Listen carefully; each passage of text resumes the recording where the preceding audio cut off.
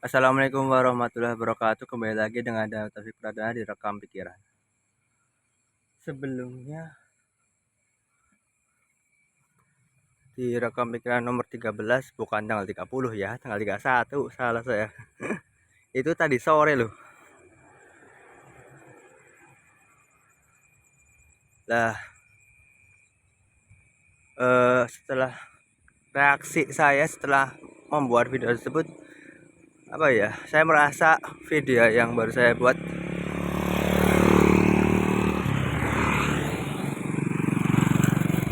kayak video sampah. Ngomong apa sih nyong sebenarnya? Ora genah, ngomong ora jelas. Iya emang. Pada kenyataannya memang saya tidak teratur dalam video tersebut.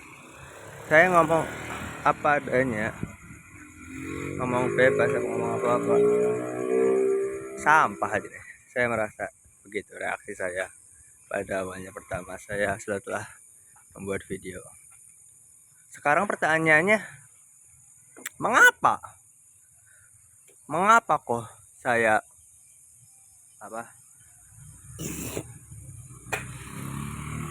mengapa reaksi saya langsung reaksi menjudge atau langsung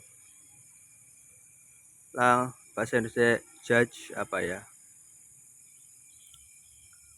langsung menyatakan bahwa ini itu jelek, sampah, terus dilanjutkan dengan perasaan mendingnya ora usah gawe iki maning lah. Gue ngapa iku yang ngomongin dewek. Dan kembali lagi bahwa ya saya membuat ini kan untuk bisa saya membuat video-video ini kan agar saya bisa berbeda dengan lancar.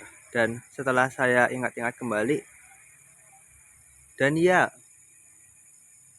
beberapa saat saya merasa saya berbeda dengan lancar dan dengan baik.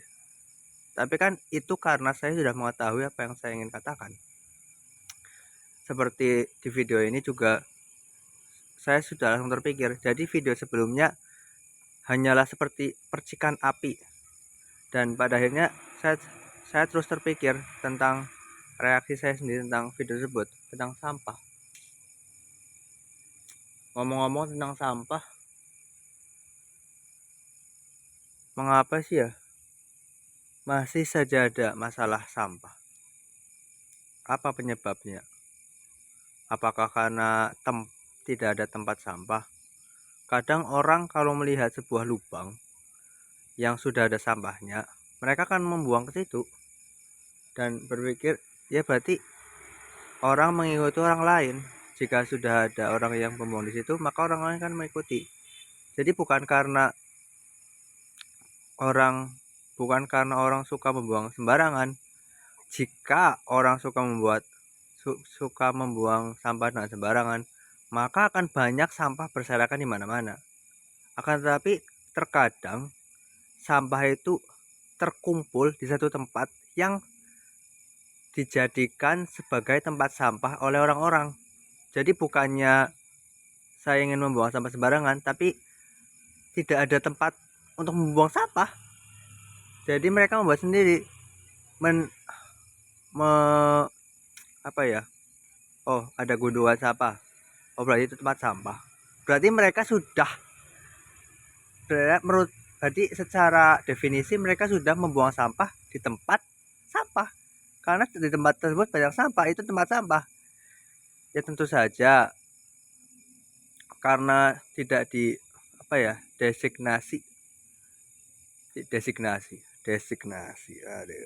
karena belum ditentukan, karena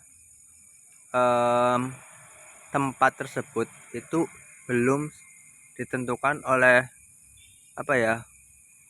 yang mengurus sampah. Yang mengurus sampah siapa sebenarnya yang mengurus sampah di desa atau di mana? Apakah pemerintah, DLH, Dinas Lingkungan Hidup? Saya lihat-lihat kebanyakan yang mengurus sampah itu swasta. Contohnya di desa saya ada orang yang dibayar secara per bulan untuk mengambil sampah di rumah-rumah. Dan mereka bukan bagian dari pemerintah. Itu adalah usaha mereka sendiri, memang menjadi pembuang sampah.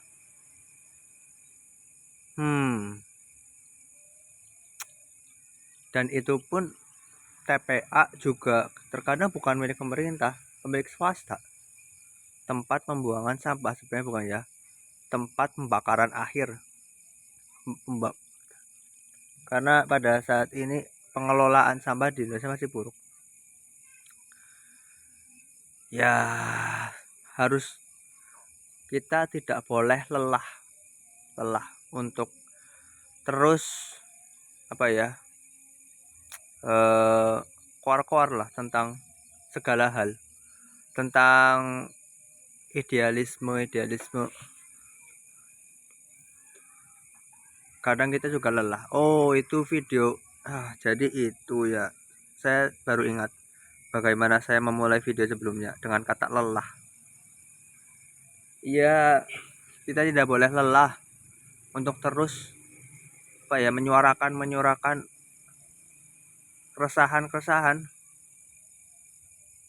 Karena propaganda itu bukan sesuatu yang terjadi begitu saja. Propaganda itu terjadi adalah lingkungan, bagaimana kehidupan seseorang, bahwa lawis biasa, yaitu normalisasi. Propaganda itu normalisasi kebohongan, bahwa pemerintah orang becus, normal, dinormalisasikan. Jadi orang malas dan bingung ngapa, males lah nyorah, jadi powerless. Jadi menjadikan kita itu tidak melakukan apa-apa. Kata-katanya bingung. Jadi menghilangkan supremasi sipil. Kembali lagi pada yang pertama, bagaimana reaksi saya dengan saya membuat video, bahwa saya merasa video-video yang saya buat itu sampah dan tidak bernilai karena saya ngobrol ngasal. Oke lah. Dan ini juga kayak melekat pada diri seorang. Bagaimana kita reaksi kita pada sesuatu itu bukan sesuatu yang disengaja. Contoh, kita melihat sesuatu yang kita tidak sukai, langsung reaksi kita langsung kayak ada rasa yang kesel lah, rasa marah. Jadi mood kita hilang, langsung mood buruk. Pertanyaannya, kenapa begitu? Mengapa saya tidak menyukai hal tersebut? Jadi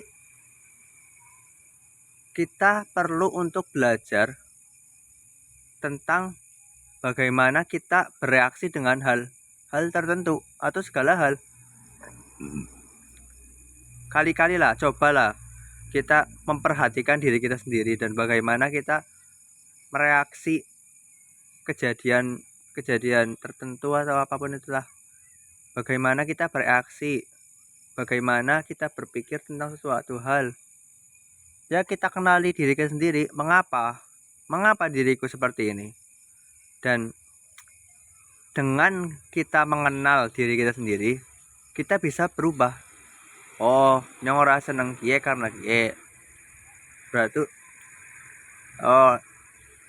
saya tidak suka makanan tertentu karena saya mengalami pengalaman buruk dengan makanan tersebut.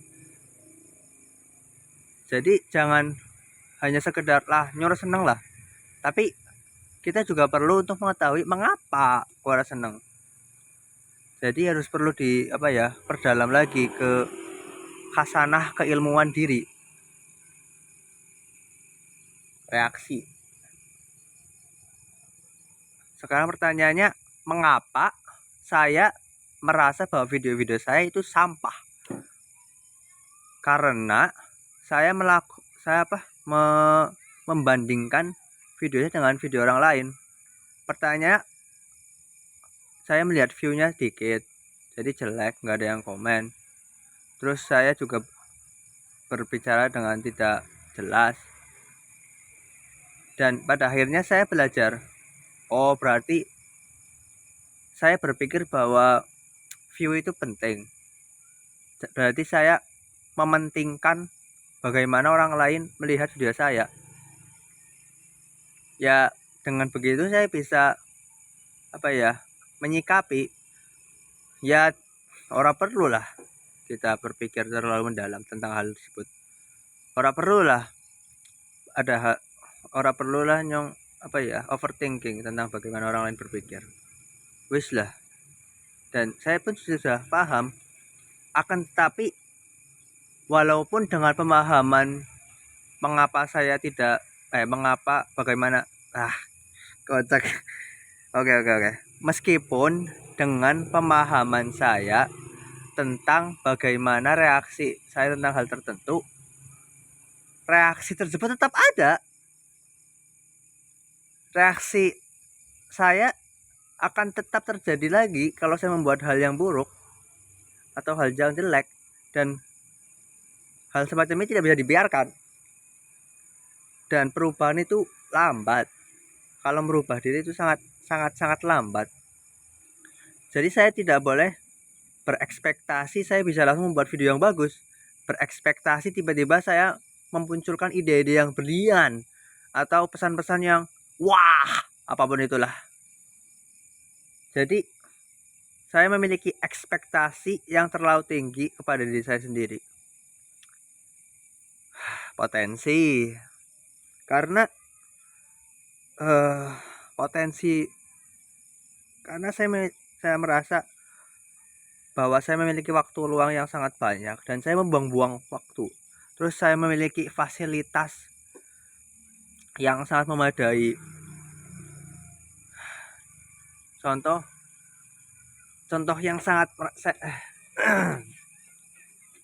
contohnya fasilitas yang sangat memadai adalah HP dan internet. Itu merupakan sesuatu yang sangat luar biasa. Kita bisa belajar tentang banyak hal di internet. Tapi pertanyaannya, apakah kita membuat belajar tentang sesuatu? Ya enggak. Nonton video pendek sing lucu, reposting meme, dan melihat berita-berita yang terjadi terus, aduh, ayo temen deneng. Pada akhirnya hanya bikin kita down dan nggak mau habis pikir. Saya lelah berpikir. Dan ya kesadaran pun tidak cukup, pemahaman pun tidak cukup. Memahami diri pun tidak cukup. Karena keingintahuan, terus pemahaman, kesadaran, itu semua hanyalah langkah awal. Oke, kowe sadar bahwa dirimu itu nggak bagus. Oke, kowe paham mengapa dirimu tidak bagus. Terus, apakah Anda akan membiarkan diri Anda terus saja tidak bagus? Ya enggak kan. Pada akhirnya kita perlu untuk bertindak. Untuk merubah diri kita sendiri. Dan untuk bisa merubah diri kita harus mengenali diri. Apakah kita sudah kenal dengan diri kita sendiri? Apakah kita sudah paham tentang alasan kita berbuat sesuatu, alasan mengapa kita berpikir sesuatu, alasan mengapa kita hidup?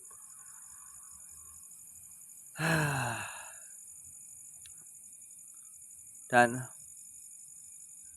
anehnya, teknologi yang luar biasa ini, handphone, malah menjadi distraksi. Saya memiliki tugas kuliah, membuat skripsi dan buku untuk PPL. Saya tidak kerjakan. Malah karena adanya HP tidak membantu, malah mempersulit, mendistraksi. Pada akhirnya sebuah alat yang tidak digunakan maka tidak akan berguna. Ya bener sih. Contohnya apa ya? Karena HP itu terlalu terlalu umum. Contoh yang saya maksud dengan umum, contoh palu. Palu kan jelas kita bisa digunakan untuk memalu, untuk untuk paku, tuk. Jadi antara objek dengan fungsi itu jelas. Pertanyaannya, oke, HP. Fungsi pertama yang paling utama dan banyak orang paling sering gunakan adalah untuk berkomunikasi. Untuk teleponan, WA-an contoh ya. Ya HP jadul, HP baru juga bisa. Terus fungsi kedua yang biasa digunakan untuk fungsi kedua handphone yang sekarang biasa digunakan itu untuk menghibur diri, hiburan. Ya seneng wong ya seneng wong, yang namanya orang pasti suka untuk bersenang-senang. Apakah kita akan bersenang-senang selamanya? Ya enggak lah. Ya enggak. Dan pada akhirnya pun kita harus bangun dari kesenangan-kesenangan ini. Kita harus bekerja keras, lelah, banting tulang. Ya, yang namanya hidup.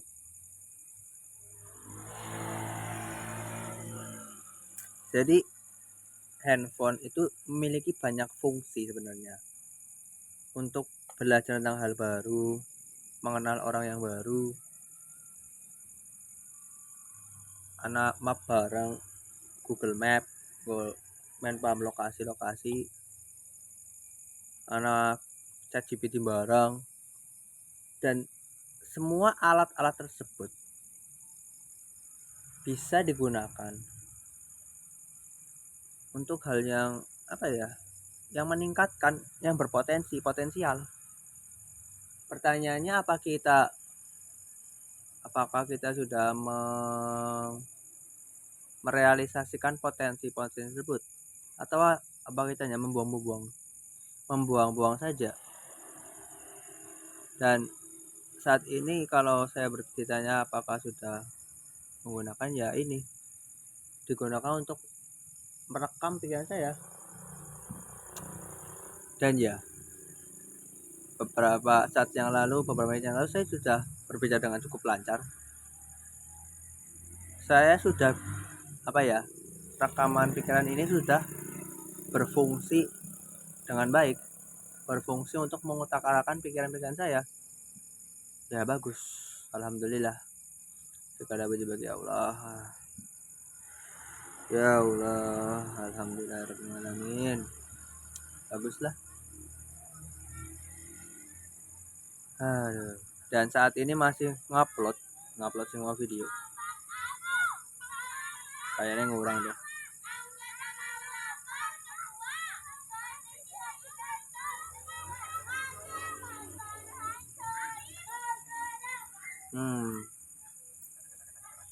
Oke, mungkin cukup saja untuk rekaman ini. Terima kasih telah mendengarkan. Wassalamualaikum warahmatullahi wabarakatuh.